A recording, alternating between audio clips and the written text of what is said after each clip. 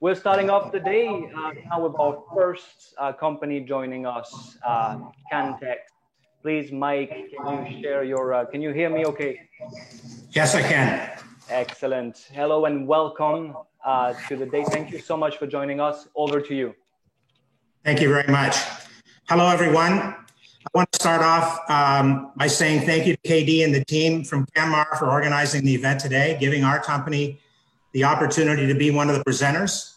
As well, we look forward to working with the Canmar team in the future as we continue to grow our business. My name is Mike Abbott, and I'm the president and CEO and co-founder here at Cantex Life Sciences. And I'm joined by my business partner, Buck Young, the executive director and co-founder, which he'll be speaking in a couple of moments here. Our goal this morning is to give you a bit of a background about us, each of us, tell you a little bit about our story, and yes, we are hiring. We are growing our business. We've had a vision from the beginning that's very simple: to create confidence in cannabis. Tell you a little bit about my background. I first was introduced to this plant probably before a lot of people that are on this webinar were born, back in the late 60s. And I worked for a major brewer for over a number of years. I started in sales. I worked my way up to a VP level. I left the brewery. I did some traveling. I opened a restaurant, which is a franchise system, grew the chain to, that location to number 3 in the chain. And then I sold that and had an executive coaching company. And in 2012, I met Buck Young, who was a friend with my youngest son. And that's when we, in June of 2013, we incorporated Cantex. Back then it was only medicinal, it wasn't recreational. So obviously CAN is can, and there's a lot of companies out there with can in front of their name, but CAN is cannabis. But TX, if a doctor writes a script for a drug, it's RX. If he writes a script for therapy, it's TX. So cannabis therapy. So one of the things that we wanted to do, I mean, the years that I was in the beer business, I went through some mergers and some takeovers and some acquisitions, and I saw great cultures and I saw cultures clash. And I was a believer that we needed to, we had an opportunity here to set a great culture at Cantex. And one of the first things we did in the early years is we developed our values, where we focused on teamwork, decision-making, resolving issues, people development, and diversity and inclusion, to name a few. And we're up to about just over 60 employees today. And I can tell you that every employee that's been hired with the organization, the final interview happens with me. And I interview to see if they're a fit, make sure the individual is a fit for the values. And I can be honest and tell you that that is really making a difference with our company. If you look at our website, at a glance, it looks corporate, but I want you to consider this. We're still private. We've raised all the funds to date without any bankers. We have people with PhDs and master's degrees and legacy growers on the team. We're focused on the art and the science. And I just want to, before I pass it over to Buck, just a couple more things. You know, we've seen a number of companies that have come into this space and thinking that it was a 100-yard dash. We've looked at it as a marathon, and I don't think that we're at the first refreshment station yet. But just before I pass it over to Buck, I just want to share a quick story with you. Was totally healthy back in 2013 when we incorporated the company. In 2016, I got diagnosed with a rare disease called giant cell arteritis. It's an inflammatory disease. I was on prednisone for 6 months, saw the damage that it was doing to my body, did some research, saw that CBD was showing positive results from inflammation, got off the prednisone, had the doctors give me a standing order for a blood test once a month so I could measure whether or not CBD was doing any different. And I can tell you today, the inflammation levels in my body are in the normal range. I still take CBD every day. I'm healthy. I don't have any joint pain. I walk every day, I play golf, and it is really making a difference for me. So I have the proof to show that it works. I'm excited with Cantex, with this whole COVID thing, to be able to be a part of writing what the playbook on what the other side of this thing looks like. And with that, I'm going to turn it over to my partner here, Buck Young. Thanks. Hi, everyone. So just a quick background on myself. Like many people in this industry, I got my start as an activist. As a law student, I worked for the legal professor, Alan Young, who did much of the constitutional litigation that gave rise to legal access to medical cannabis in Canada.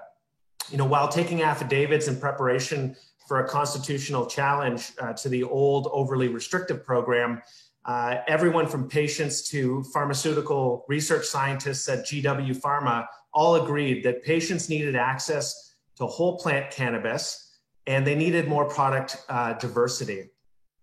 You know, it was also at this time that Health Canada began consultations on revising the program and turning it into a truly commercial framework. And I decided that entrepreneurship would be the way that I could advance cannabis liberalization. So as Mike said, in 2013, we call him Coach. We founded Cantex on the vision of confidence in cannabis. There's a lot of meaning embedded in that pithy tagline. You know, as a startup, it meant convincing our family and friends to invest in us and to join our team. As we toured them through our empty warehouse and improvised tissue culture lab and office full of garage sale furniture. You know, through the long journey of getting our license under what has now been 3 different regulatory regimes, it meant demonstrating to Health Canada that we understood the requirements and that we built systems to ensure our compliance. As we defined our horticultural practices, it meant achieving standardization and reproducibility through monitoring and control of the factors affecting production. For our research and commercial partners, it means the high caliber of our team of scientists and lifelong cultivators. For our consumers, confidence in cannabis means we are committed to achieving the highest standards in our craftsmanship of your perfect cannabis experience. Confidence in cannabis doesn't mean we have it all figured out. You know, I'll be real with you. Over the last 7 years, we've learned a lot of things, and some of those lessons, we've learned them the hard way. But that's the point. You know, we are a community of passionate individuals that are always striving to learn and be better at what we do every day. You know, I think many people would agree that the legal cannabis industry got off to a bit of a rocky start. You know, the promise of legalization was good jobs for those from the legacy industry and from other sectors, advancement of the state of cannabis science, horticultural and pharmaceutical science, and high quality products with safety assurances.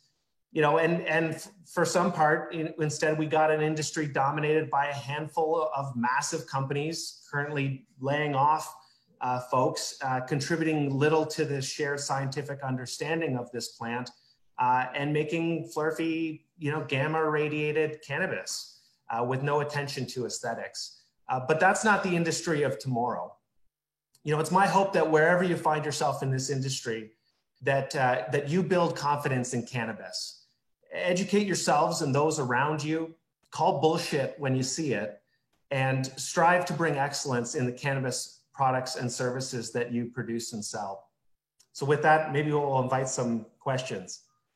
How do I do this here? Ask Roman.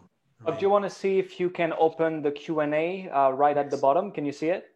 Yes. Okay. I'm just going to grab one here. The industry losing in the gray market.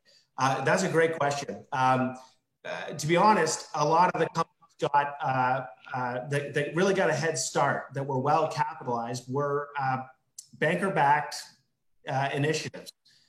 They weren't necessarily organic, passionate cannabis people building companies. It was a stock play, and you know, and because of that, there was this race to the bottom. It was about who could produce the most volume at the lowest price. And that's what we got was cheap weed. I understand when people say, like, you know, I like the cannabis that I get in the legacy market. You know, that's changing. There's some really great brands out there, some great craft opportunities. We're starting to see how boards like the Ontario Cannabis Store are really embracing that craft narrative. Another question, will be let's see. Will there be advice for people interested in working in the cannabis industry with lack of work experience? I work in a market research field. You know, there's a lot of, I mean, a cannabis company is not just people planting plants and trimming weed. It really takes a whole team, a full complement of skill sets. So, you know, whether if you've got experience from another, from a non-corporate environment, legacy industry, from some volunteerism or activism that you've done, from the corporate world, we need all of those skill sets. You can send another one. If folks are looking to send us a resume, it's hr@cantex.com or info@cantex.com. Let's see what here. What else?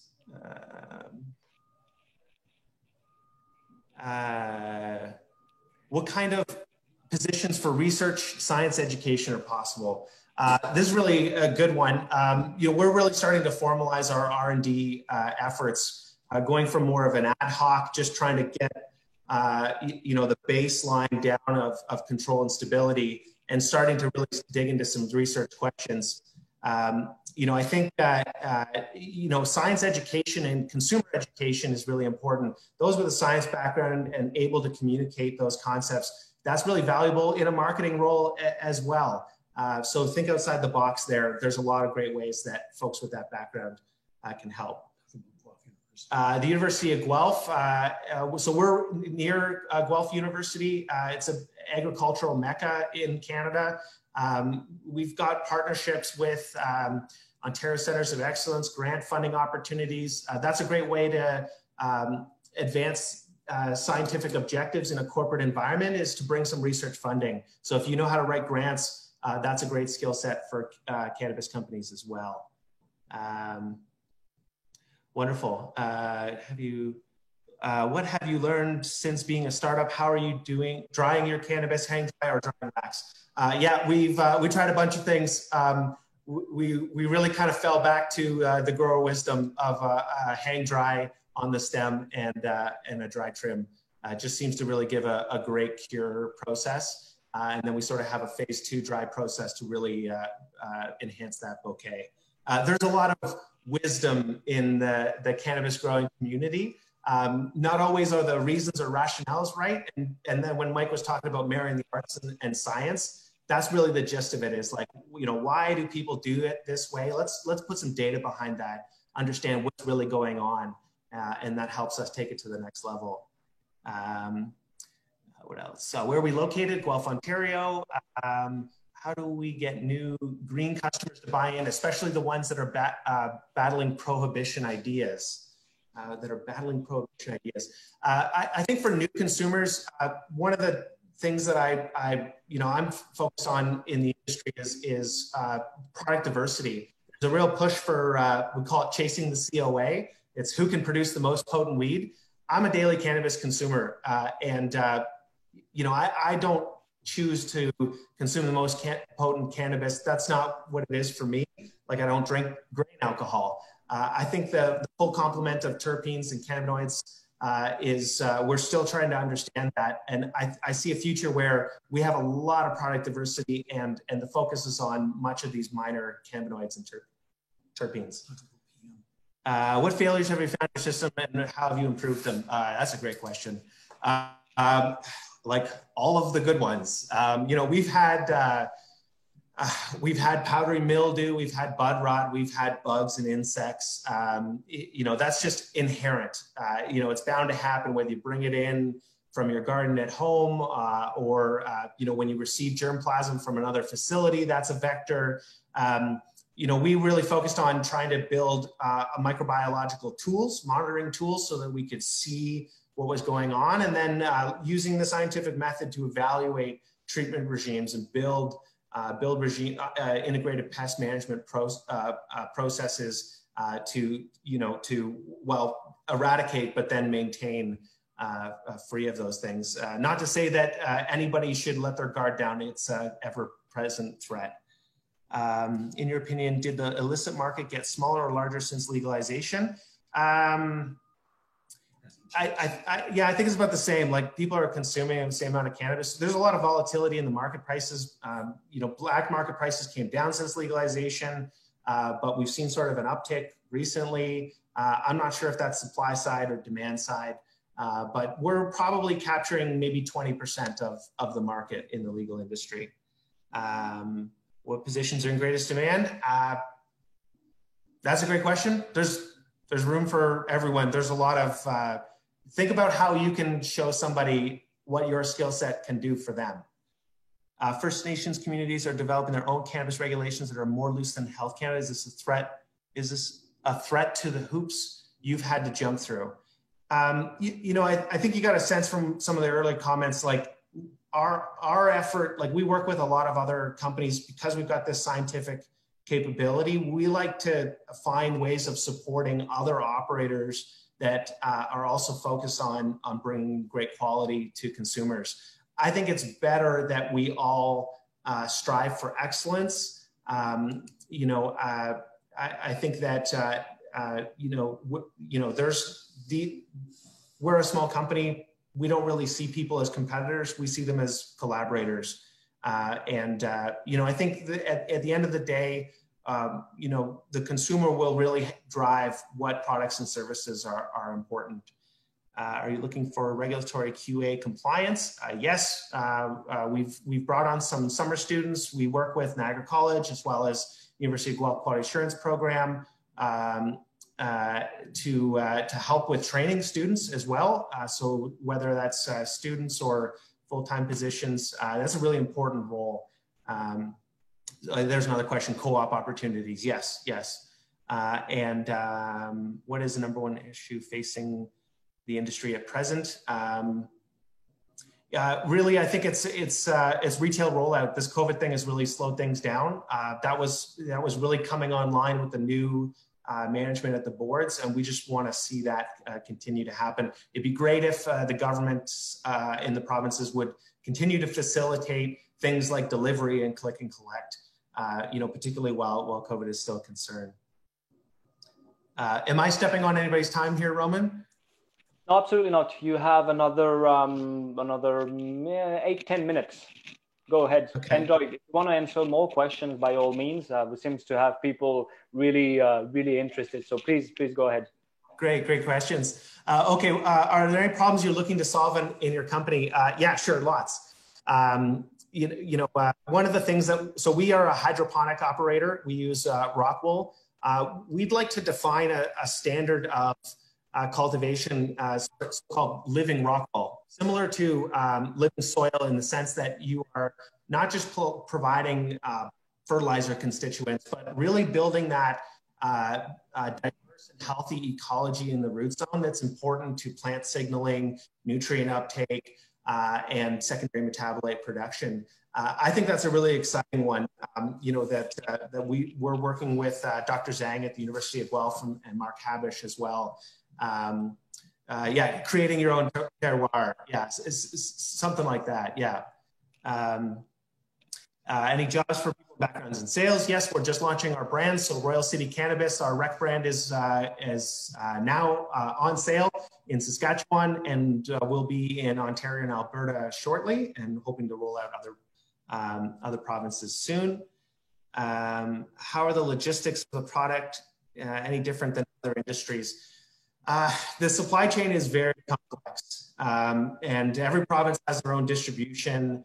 It does create barriers, additional costs, and inefficiencies.